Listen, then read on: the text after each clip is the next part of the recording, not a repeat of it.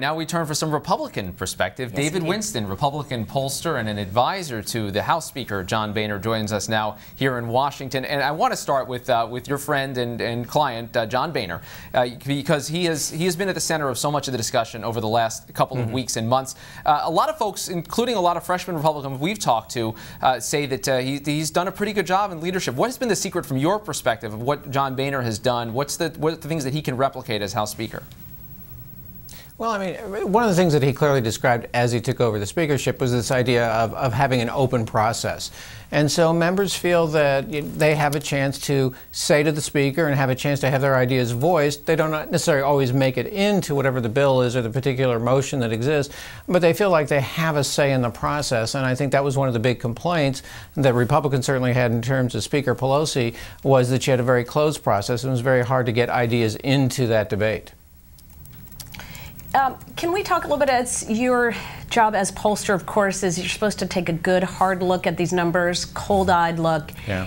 I look at our numbers on the issue on Medicare, and God, it looks hard for Republicans to be able to sell the American public on this idea that there needs to be significant, radical change to the way that seniors get their Medicare. Well, there are a couple pieces of this. First, the one thing that the American people do believe, and that is when you say the country's broke, they believe that. Two, they also believe that Medicare, as it now stands, is not going to be solvent. They're not sure to the level of what has to occur here, but they realize that it can't stay the way it is. Having said that, I do have to say that one of the elements that's emerged in this debate that Paul Ryan was very careful about was this idea of throwing Granny out on the street. Paul Ryan was very careful to say that nobody 55 and over would have their benefits touched at all, so that individuals who were presently relying on the system, in fact, didn't face those consequences. But ultimately, and even when you took a look at the president's health care plan, there was a recognition that somehow Medicare had to be dealt with.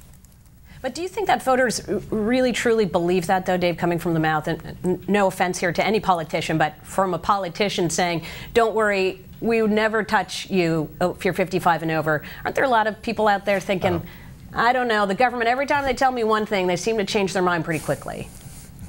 No, I mean, it is the classic opening up Pandora's box and everybody gets nervous, and sure, they hear promises, but, you know, sort of the proof is in the final details.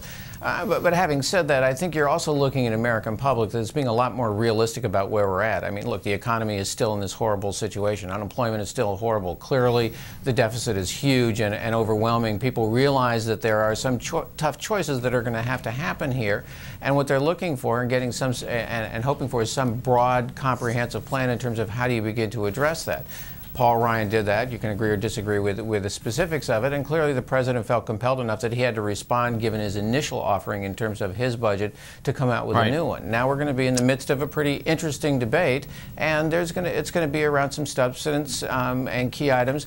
I have to say that from a Republican point of view, and it's not that Republicans haven't done this before in the past, but his sort of rhetorical nature in terms of how he's approaching it, I would say, is pretty highly partisan at this point, and has not been particularly helpful. But, you know, we'll see how that translates as we get to the more substantive discussions.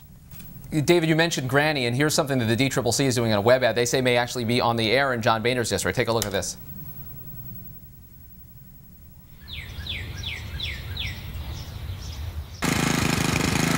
That's the spot.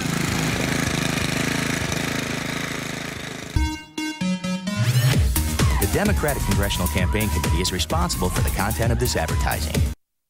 Okay, in our last 30 seconds here, you saw Granny having to dance as an adult stripper, I guess, to try to pay Medicare. What's your take on this messaging? Will it be effective?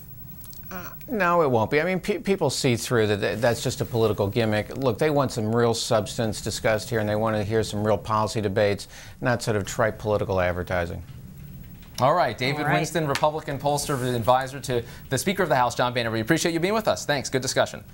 Thanks for having me.